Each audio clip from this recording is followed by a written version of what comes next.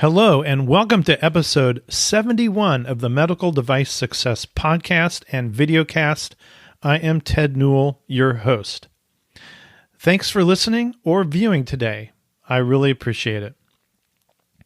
Today's episode is Strategic Planning for MedTech Part 1, and I'm approaching this two ways. One is related to your personal strategic plan. The other is related to a company's plan or a functional plan. And when I say functional, I mean that one department has decided to create their own strategic plan in the absence of a company-wide plan. Would you believe that only 23% of companies follow a formal strategic planning process? And companies with a strategic plan are 12% more profitable on average. The big MedTech companies like Johnson & Johnson and Medtronic, Boston Scientific, Abbott, you name it, they're already in the final phases of their 2022 strategic plans. What about the small to medium-sized companies? What about you as an individual? Today we will cover assumptions, the SWOT analysis, which is strengths, weaknesses, opportunities, and threats.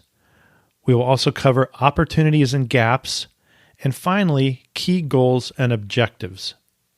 In part 2, I will cover strategies and tactics and execution of the plan. This is important because 90% of companies with a strategic plan fail to execute them. Not good.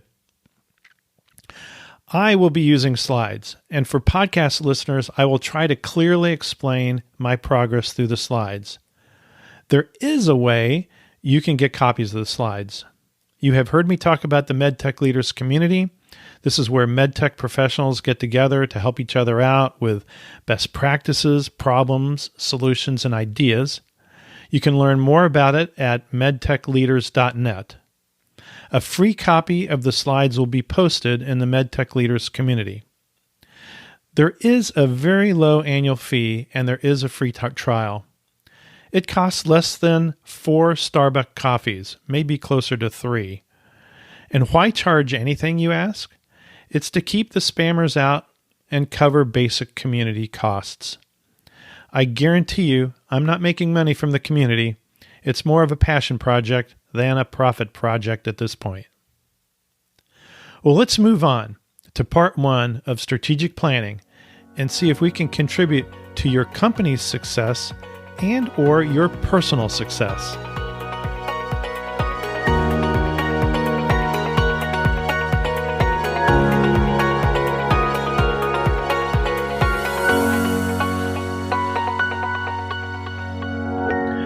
Okay, I'm going to share my screen so we can get started on the whole strategic planning process and the first component of it here in part 1 of strategic planning. So here's the first title slide, which is the strategic plan. And the next slide after that, we're starting with a quote. A goal without a plan is just a wish. There are lots of quotes like this. You've probably heard one before. This is by Antoine de Saint-Exupéry, who is an aviator and writer. So a strategic plan can be effective in numerous situations. And this is the next slide with several bullets. And the first is your own personal plan, or it could be a personal business or career plan.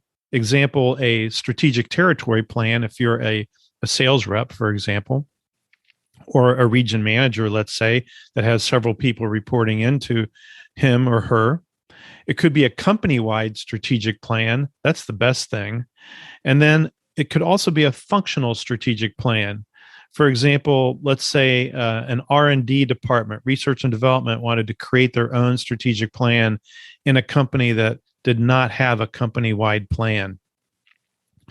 And I did this once for a company that, believe it or not, was $50 million in revenues. They did not have a strategic sales and marketing plan. So we created one. The company did have an operating plan, which is a little different than a strategic plan, But our plan was the first example of a strategic plan, and it really did set a good example for the company, which did start to incorporate more strategic efforts in the future. So the next slide is, what are the elements of a strategic plan? And there are several. The first is assumptions. We work on assumptions first.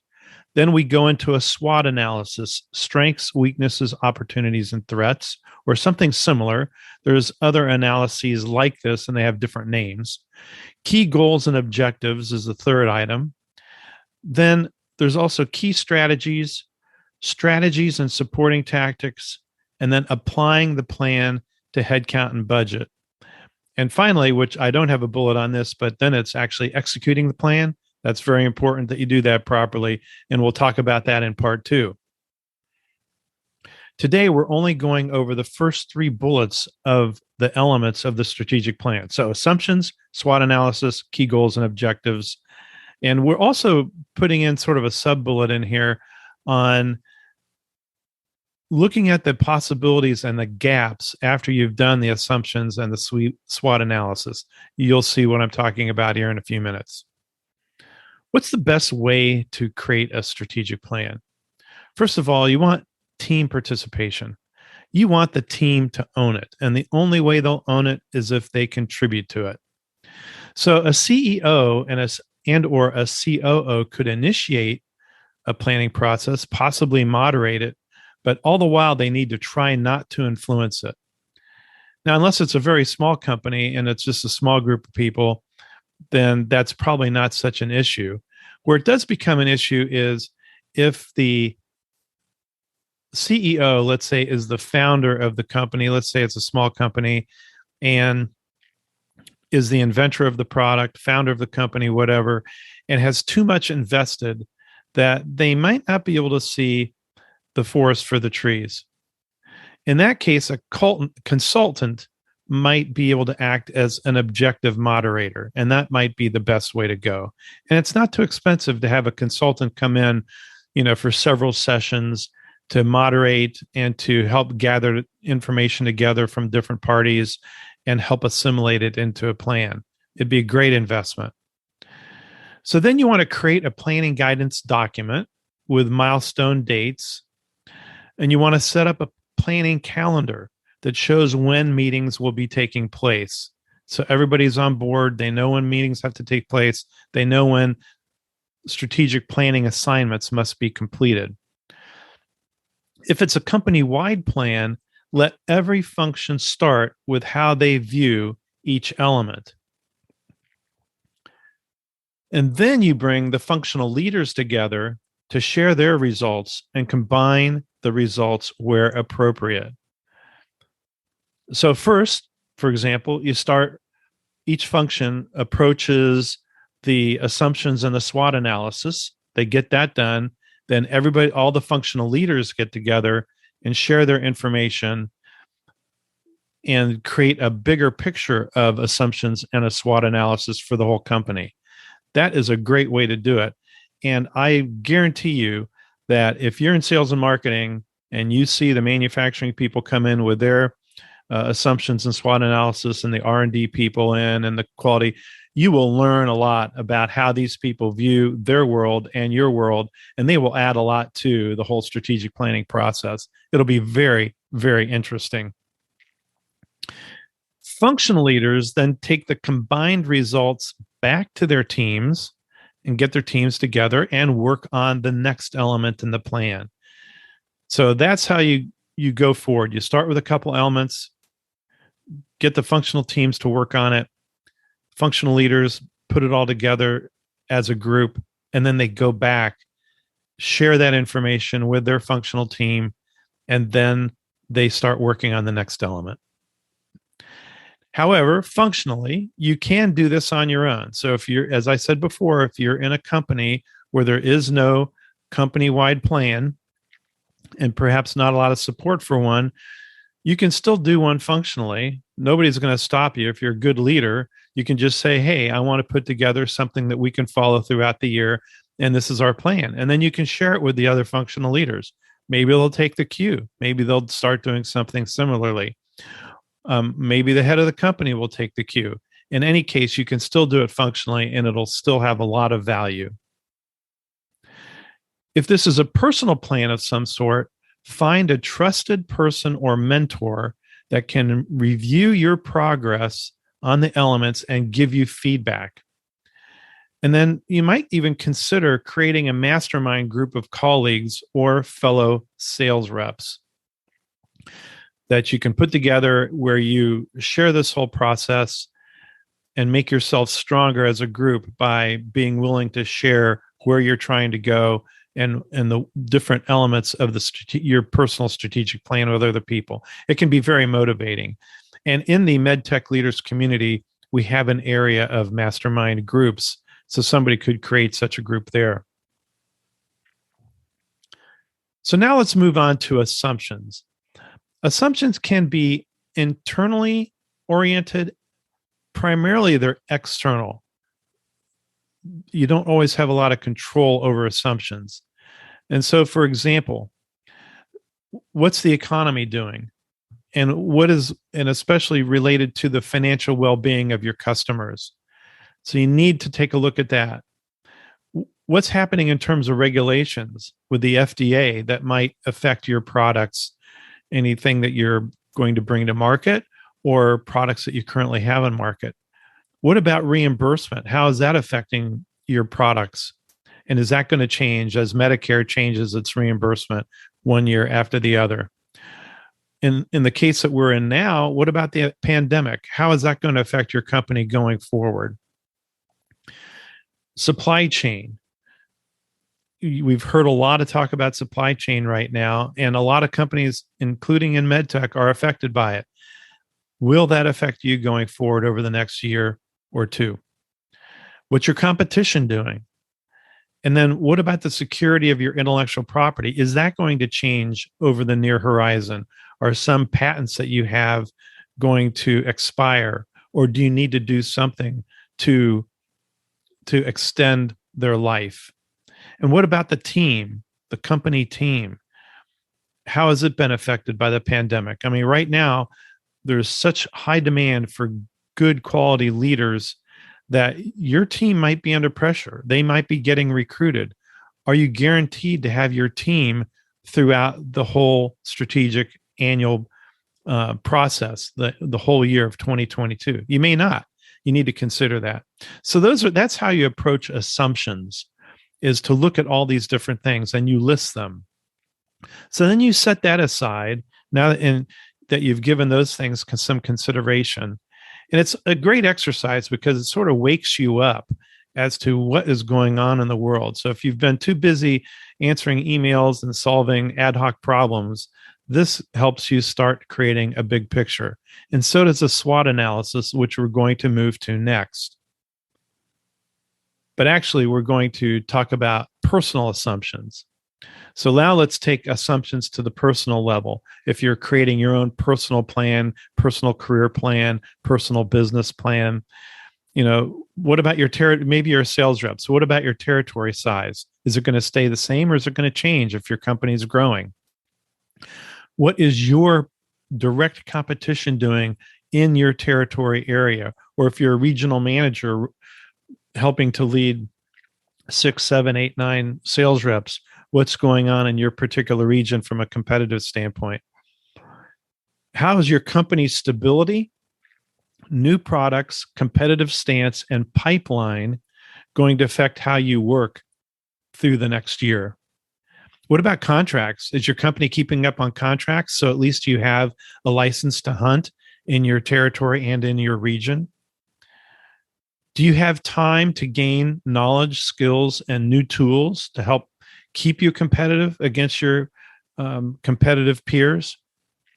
Is your health going to be good all year?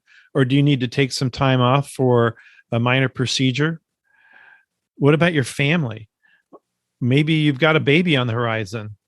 That's definitely going to take time out of year, and you've got to plan for that. How are you going to get ahead of maybe your sales plan or your marketing plan prior to the baby being born? How much time are you going to take off? What are you going to do strategically to be competitive, even though you're losing that time? You're gaining time with the family. That's a great thing, but you have to take that into consideration. Or another family priority could be, what if you have an elderly family person that is getting ill or elderly and they need support or help? We all hear about people that move just so they can take care of mom or dad. That could be your situation.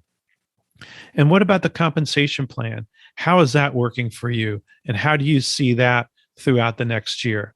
Is it going to be fair for you? Is it something that you need to change, either by getting a promotion or by moving on to a different company or moving along your career path? So those are personal assumptions to take into consideration.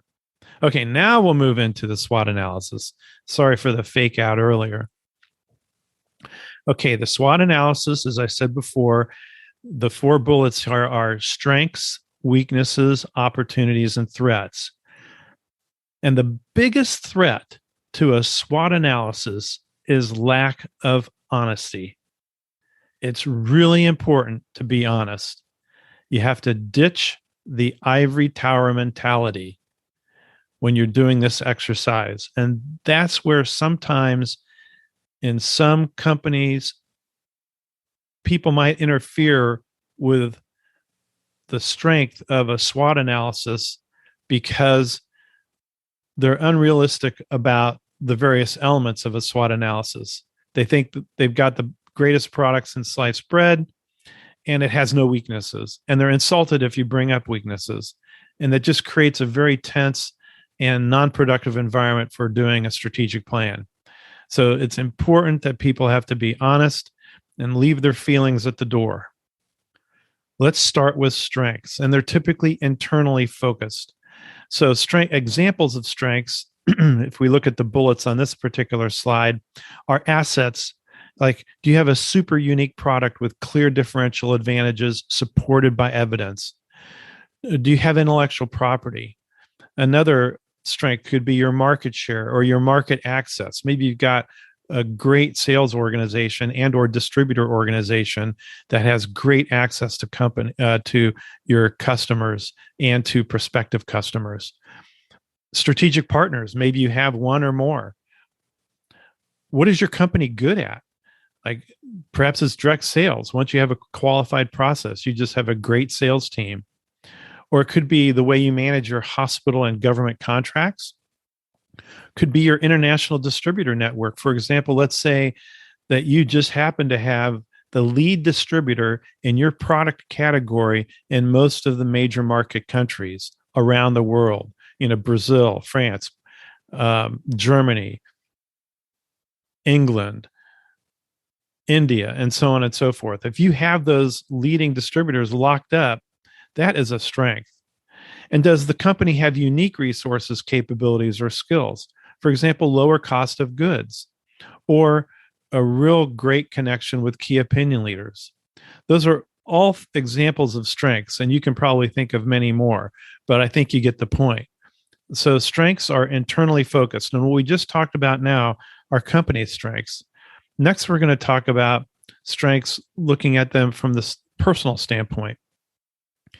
So if you're in a territory, if you're in a region, managing a bunch of reps, strengths could be your access to growth accounts, the organizations in your area that have the greatest amount of potential for growth, and you've got good access to them.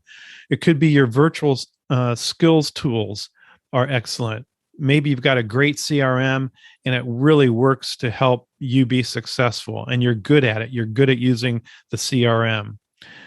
Do you have some time to improve? Do you have some time in the evenings or on the weekends to, let's say, take a program or a course or something so you can study and improve your skills? Your knowledge of proof sources, maybe it's just outstanding. Your fitness is good, so you're not going to have a health problem throughout the year, and you've got you're fit, you've got energy to really be competitive in the field and pursue the daily grind, whether it's at the desk making virtual calls or it's in the field. And then finally, what about your current performance? If your current performance is strong, it's a good foundation for a strong performance going forward. So if it's strong, it's a strength. But just remember, What we list as strengths can also be weaknesses, and we're going to talk about weaknesses next. So we're going to look first at weaknesses from a corporate type of standpoint or company or functional standpoint. So what needs improvement?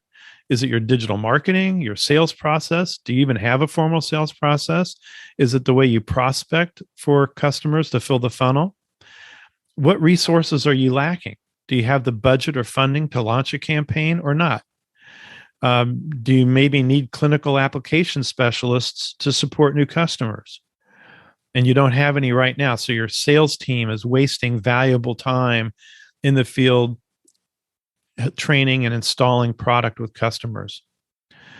Perhaps your distribution channel's weak, US and or international, or your market and brand awareness is low. Or you're a one product company, which is always a dangerous situation to be in. It could be that you don't have great relationships with KOLs, or your KOLs aren't the leading KOLs because the competition has all the leading KOLs locked up. It could be poor contract management for government and the commercial accounts. Maybe your manufacturing capacity is limited. So even though you have grown well over the last year or two, it could be that you're coming up against your manufacturing capacity, so further growth could be constrained. And finally, your product may have fewer claims that you can lean on in a competitive situation than the competition.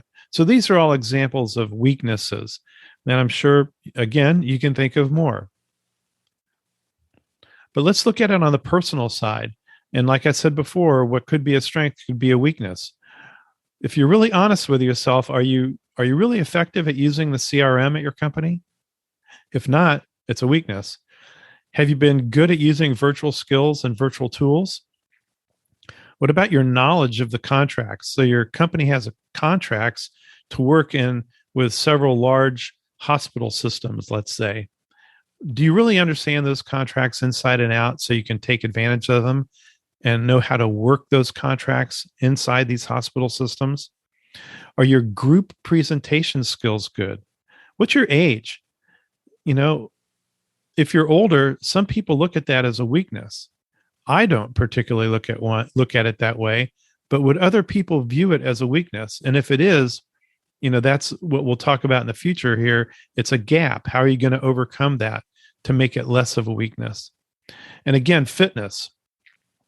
If you're older, be fit. That's a way to level the playing field. And again, your current performance. If your current performance over the past year has not been that good, why? You have to think about why, because that's a gap and it's not a good foundation for going forward. Let's move on to opportunities. Opportunities are typically externally focused. And on this slide, we're going to talk about primarily those related to a corporate situation, a company situation, or functional. So an opportunity could be that you have a large market to participate in. So there's lots of opportunities, lots of sales targets. Or there could be a vulnerable market segment within that larger market that the big companies are not paying attention to. That could be an opportunity for you, especially if you're a smaller company and you're relying on some guerrilla marketing and sales tactics. Or it's a completely new market, a new application of your product that could be a great opportunity. Or you have few or no competitors. Maybe reimbursement starts this year. That would be a tremendous opportunity and worthy of an investment in marketing to take advantage of that reimbursement. Or is there a strength that can become an opportunity? So in one of the earlier slides on strengths, I indicated low cost of goods. Well, low cost of goods and manufacturing permits aggressive sampling. That could be an opportunity to help the sales team in very competitive situations. Another opportunity could be a potential strategic partner or two, and then distribution add-on products. Maybe that's another one. If you're a one-product company and you'd like to have your salespeople have more reasons to open the door of a prospect, perhaps you find an interesting product overseas that is meant for the same product segment that you're calling on, or the same marketing specialty that you're calling on, and you add it to your product line. You distribute it in the United States for that foreign company. Now you have more than one product. Let's look at opportunities from the personal standpoint.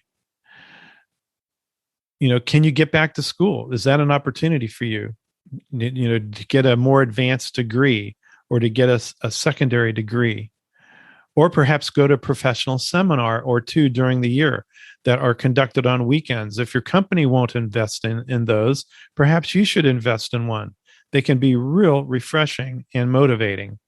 But you might ask your company, and they may come up with the funds to support your participating in a professional seminar that's going to help make you a more productive leader and or sales rep, marketing person, manufacturing person, whatever function you're in. Another opportunity that you might have personally is a promotion due to company growth, or maybe even not due to company growth, but promotions might be on the horizon. Is that realistic for you? And is it an opportunity that you should be preparing for? Now, we have a very active recruiting market, and that's another opportunity, is to move your career path over to a different company. And if you listen to my podcast a couple months ago with the folks at Legacy MedSearch, you'll understand what I mean. Is that there's a lot of aggressive recruiting going out for good leaders, good salespeople, good marketing people, good leaders in any function. There's a lot of aggressive recruiting going on, and you could take advantage of that as long as it's the right one. And finally, you could create a mastermind group, which I mentioned before. That's an opportunity for you, is to create a mastermind group of like-minded individuals that will support each other and sort of push each other to achieve objectives. Now, this slide we're moving into is threats. So it's the last of the SWOTs: strengths, weaknesses, opportunities, and threats. And threats also are typically externally focused. And this first slide we're talking about really relates more to the company setting or functional setting. So what could hurt you? Like cuts in reimbursement could hurt you. Unimpressive results of a clinical trial, a legal challenge to your intellectual property. All those things could hurt you. What about the competition? Is it in talks to be acquired by a market gorilla that's going to give them a lot more resources and make life much more difficult for you in the field, maybe by bundling products and creating a corporate account advantage that you don't have? Or is it a new technology that you're seeing on the horizon as you look at peer-reviewed journals where they're talking about the application of new technologies to solve, clinical problems in a market segment that you're involved in? Internal functional skills, marketing, especially digital, national accounts, human resources, the size of your sales team. Is there a threat there in terms of not having the people that you need, or the threat of losing those people? Regulations, perhaps the delayed clearance of new claims. A potential threat, for example, is the new MDR over in Europe, which makes it much more difficult to get CE clearance for a product, and also difficult to change the classification of your product or upgrade your product. There are fewer notified bodies available to work with now, and the MDR process is more complicated. So that could be a threat. Funding. Do you have the funds you need, or are you trying to raise funds? And, you're just a small company. You may have a good product, but you just lack the funds for growth. So those are all threats that a company could be faced with as they're looking at putting together a strategic plan. If we look at the personal side, it could be, perhaps if you're in the field, it could be changes to your territory due to company growth. They want to add more salespeople to stimulate greater sales and greater sales growth. Well, in a way, that could be an opportunity, but it's also a threat if you're going to lose some of the accounts you've worked so hard for over the past year. And you might want to have a strategy so that you can proactively work with your boss to be sure you protect the accounts you really want to keep. A management change could be a threat. Perhaps current management for you is great, but a management change, somebody new coming in as your boss, could be a threat depending on who that person is. Could be a family situation, which we talked about before. And then a company acquisition. If your company gets acquired, that can be an opportunity, and it can also be a threat. And then, of all things, climate change. Where are you located in the United States or in the world? And is climate change affecting the number of productive days you really can have in the field? I mean, some of these storms and some of these climate events or the forest fire events have shut down large swaths of the country for weeks, and that could impact how you perform.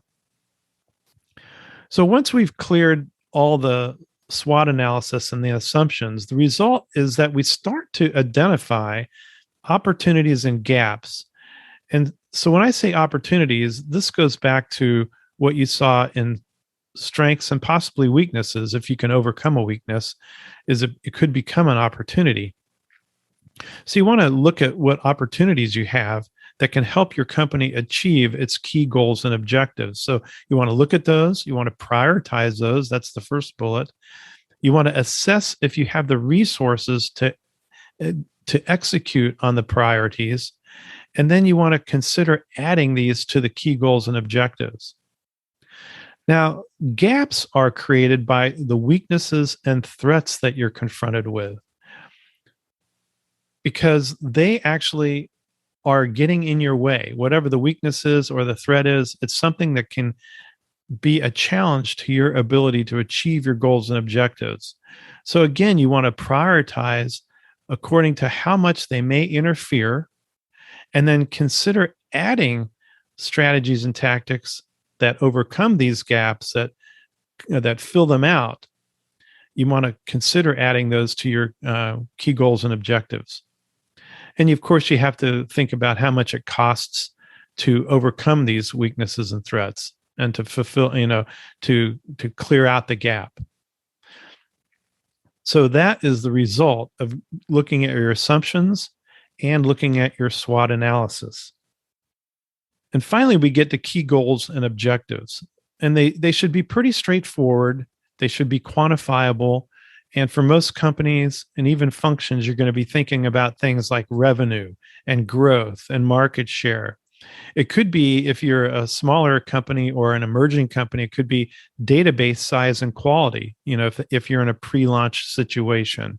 Or it could be getting regulatory clearance in a pre-launch situation and making key personnel hires in a pre-launch situation.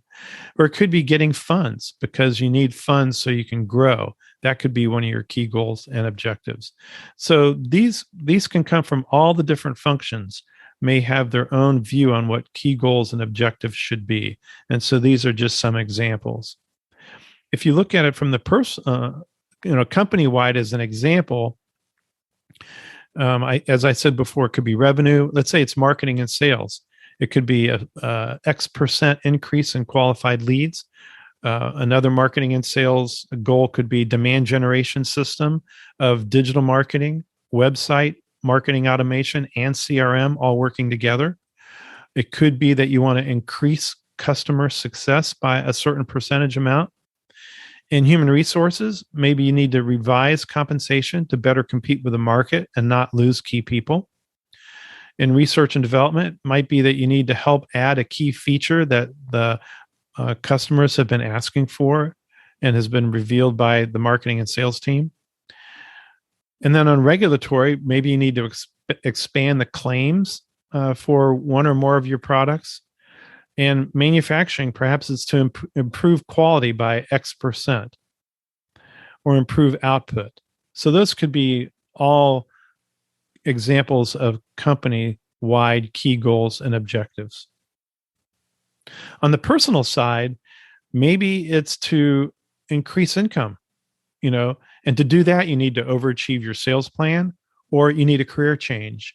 That would be how you would get to increasing income. So those could be your goals, or it could be career progress. That's a little different than income.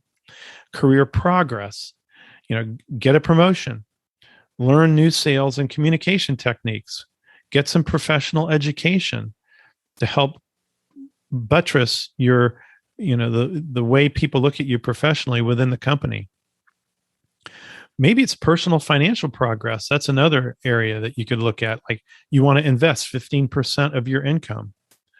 And then maybe you also need to review your investment strategy if you're going to do this. Those could be personal financial goals and objectives. Or it could be your own personal energy. Do you need to lose weight? Do you need to make time for fitness? Being fit and getting exercise creates energy. Maybe you need to make time for that. So those are examples on the personal side of a personal strategic plan of key goals and objectives.